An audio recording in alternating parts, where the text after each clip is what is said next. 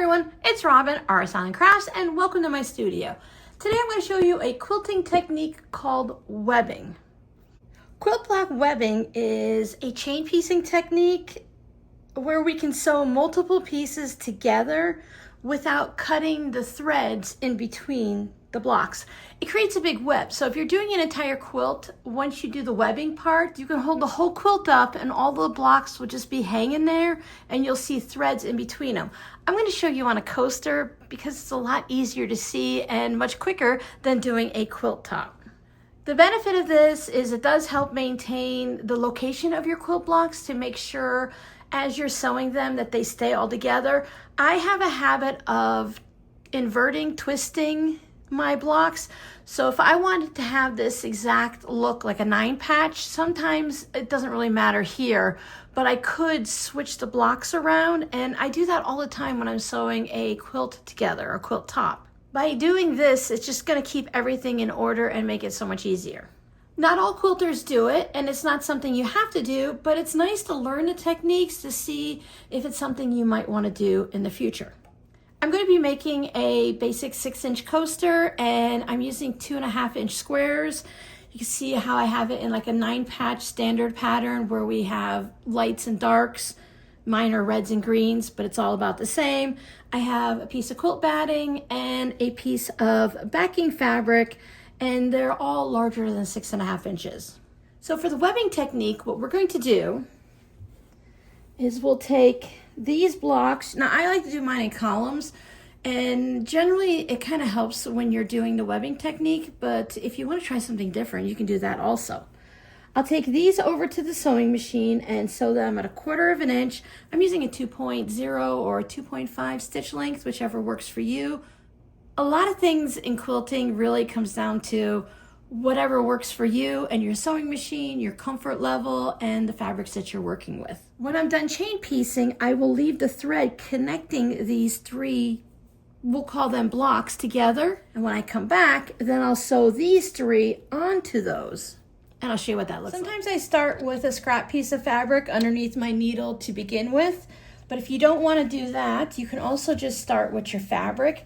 By using the scrap piece of fabric, it stops the needle and the little plate down here and the feed dogs and every other bit of your machine that seems to be going against you that day from sucking your fabric down or getting a bird's nest underneath it, which is just a whole bunch of thread in a pile. If you don't want to use the scrap fabric, you can also just hold on to your threads.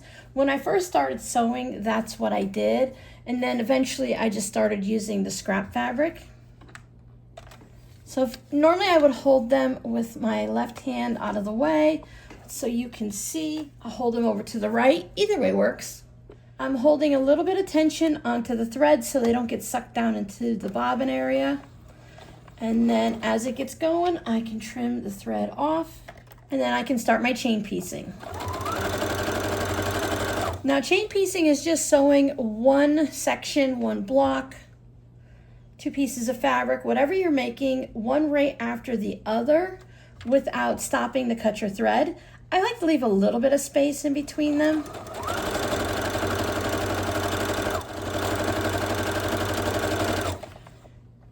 Now, if you're just using the thread without a scrap piece of fabric underneath, you would cut the thread here, but then you would have that long tail again, and it does add up over time with how much thread you waste. So if I just put this little piece of scrap fabric underneath, it's going to hold my place. I remove my blocks or my squares from there, and that'll be ready when I start sewing again. Those are my next 3 in a row. So I can open this up. Sometimes I give a little bit of a finger press to the blocks just to keep them open up a little bit. I take my first one, I add it to the right, line everything up neatly.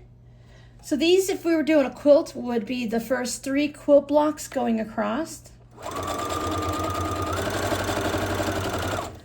I finished that first section, so I'll bring this next one over and I'll put the next piece on.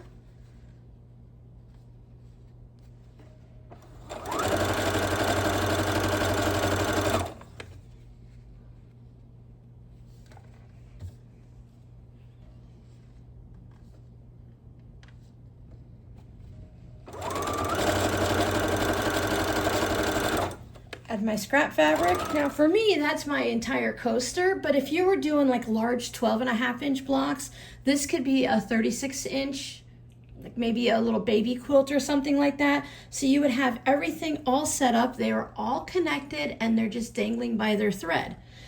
People do that for an entire king size quilt, so it could be 100 by 100 inches. If you have several blocks going across for like a quilt, you can choose to do it 2 by 2 by 2, and then you would put this one on, and then you can just keep adding your rows as you go, or your columns, however you're looking at it, and then you just keep sewing until you get to the end. But now that we're at this point, you can either take it over to your iron and give it a good press. Sometimes we'll do that when we first start learning this web technique, but after you feel confident and comfortable, you can just bring your blocks over. And because your thread's right there, it's already holding that seam in the place where it needs to be. So you can just nest that seam. On your first column or row, maybe you're going to put all of them to the left on the bottom and the top all goes to the right. You can alternate, whatever is going to work for your project. So now I have my seams nested. They're sitting nice together. You can kind of feel how they fall into place when you rub your fingers back and forth. It's kind of a little bit more difficult to explain. It's one of those things that you can just feel. You can still put pins or clips into those seams if you want, especially if you have a bunch of them. And again, when you start out doing something for the first time, it can feel a little bit more complicated, a little more daunting than the 12th time you do it.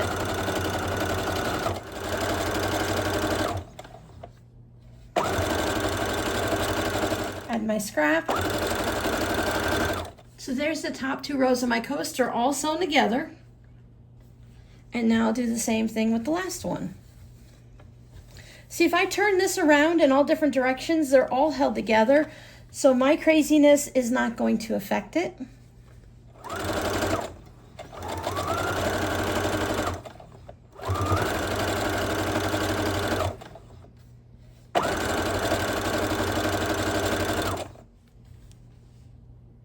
And now that it's completely finished, I can take it over and give it a good press.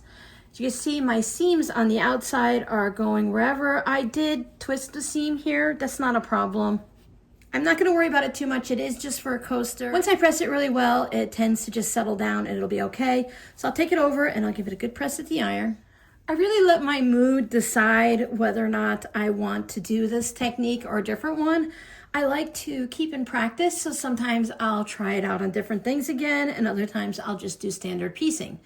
But it is a really handy way if you have an intricate design and you want to make sure everything stays exactly where it needs to be, and you don't want to twist any of your blocks or get them out of place. So now I'm all set to make it into a coaster. I like to take the front of my coaster and a piece of batting and I'll quilt it, and then I'll add the back to it. I'm just going to do some super quick straight line quilting on either side of the seams, going in both directions.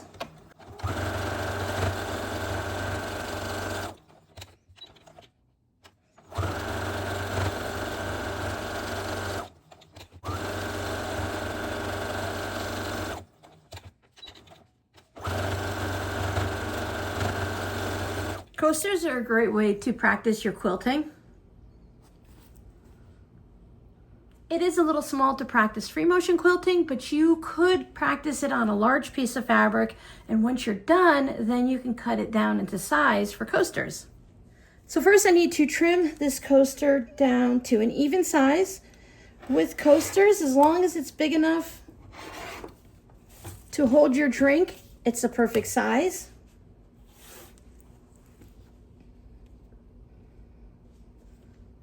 I'm going to tuck it down here in the corner. I have right sides facing. I'm going to save that as a scrap. There's no sense throwing it away.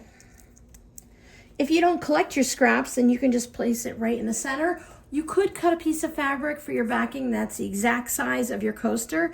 I like to have it a little larger so that when I'm stitching it, I don't have to worry about having that perfect 1/4 inch seam and then making sure I'm sewing through both layers. This way I know I have plenty of room on the back and I can trim off that extra. It doesn't need to be that much bigger, maybe a 1/4 of an inch larger all the way around. Again, personal preference. I'll put a couple pins in to hold it in place. I'll use a 2.0 or 2.5 stitch length. I'm going to leave an opening for turning in between the two blocks here. That way I don't have to worry about that seam allowance. So for a coaster this size, it doesn't need to have a big turning spot. Back stitch, stitch all the way around, and then back stitch, leaving this open. All stitched together. Here's my opening. I trimmed all the way around of the extra backing fabric. I left a little extra just because it makes it easier to tuck it in after I turn it. I like taking a little nip out of the corners. That way you don't have to try to get all of that fabric tucked in here when you turn it right side out. As with everything, everyone has their own little technique on how close to the stitching line they go and whether they just cut it straight like this. I like to stay away from the stitching line, and some people like to cut off a little extra there so that it's tapered. I do it sometimes I don't. Sometimes I do both on the same project. It all depends. If you have a larger seam allowance, you can go ahead and trim it down a little bit. Again, leaving this spot here for your turning hole where you're going to pull it through that opening. Make sure you don't trim too close there because it just makes it so much easier if you have a little extra. Hemostats work really well if it's a small turning hole or it's a small project and you can't get your hand in there. I just put one finger, grab it with my thumb, pop it out. And then you just slowly work it out. By backstitching before and after the opening, you have a less likely chance of popping your seams. I already heard one pop, it's okay. We just don't want to tear all the way down that seam allowance. Now they have special tools for turning. This one is from flamingotoes.com. It's a flamingo and it's a little bit of a rounded edge to poke the corners out. I also like to use, this is a K hook from BOYE, Boy. It's a crochet hook. Again, it's a little curved on the top. Whatever works so that you don't poke it through. Some people use scissors, but there's no way I'm not gonna poke through my fabric. Just pop out my corners the best I can. There are tricks to get perfect corners. I'm just happy if they're semi-rounded. I rarely get a pointed corner, most of us don't, and it's still, for a coaster, I think it's really kind of cozy and fine. So I'll take it over to the iron and I want to make sure that I press it so that the backing fabric is away from the front. I don't want it to come over like that. So I'll do my best. And when it comes to this side, I'll be tucking that in the 1/4 of an inch. And then the outer fabric just sits there nicely. We'll give it a good press. There's my opening. I tend to fiddle with it a little bit more when I get over to the sewing machine, just to make sure everything lays nice and flat. Now I'm going to top stitch around the outside edge. It's less than a 1/4 of an inch, usually about 1/8 of an inch. Whatever your seam allowance here is, it needs to be smaller than that. So if you have a 1/4 of an inch seam allowance, 1/8 of an inch top stitching, because that's how we're going to close up that opening just by stitching over it. Now you can whip stitch it closed or use a ladder stitch or however you want to do it and then just have it like that. But I'm going to add the top stitching and I'm going to make sure, for me personally, I like to use the same quilting thread to top stitch all the way around so that it matches, especially with a small project like this. Now, if you ever see a video over on Instagram or TikTok and they start talking about how they webbed their quilt top, you'll know exactly what they're talking about and you can go ahead and try it out yourself. So your scrappy word for today has to be web. Have you ever webbed a quilt top or a small project like this? As I mentioned, I do it every now and then. Sometimes I'll do it 7 times in a row and other times I might not do it for a year. It all depends on the project and the mood I'm in. So if you're looking for some more fun and you want to hang out with me for a little bit more, check out one of these videos. Please subscribe to my channel and come on back and see what I work on next week. Bye.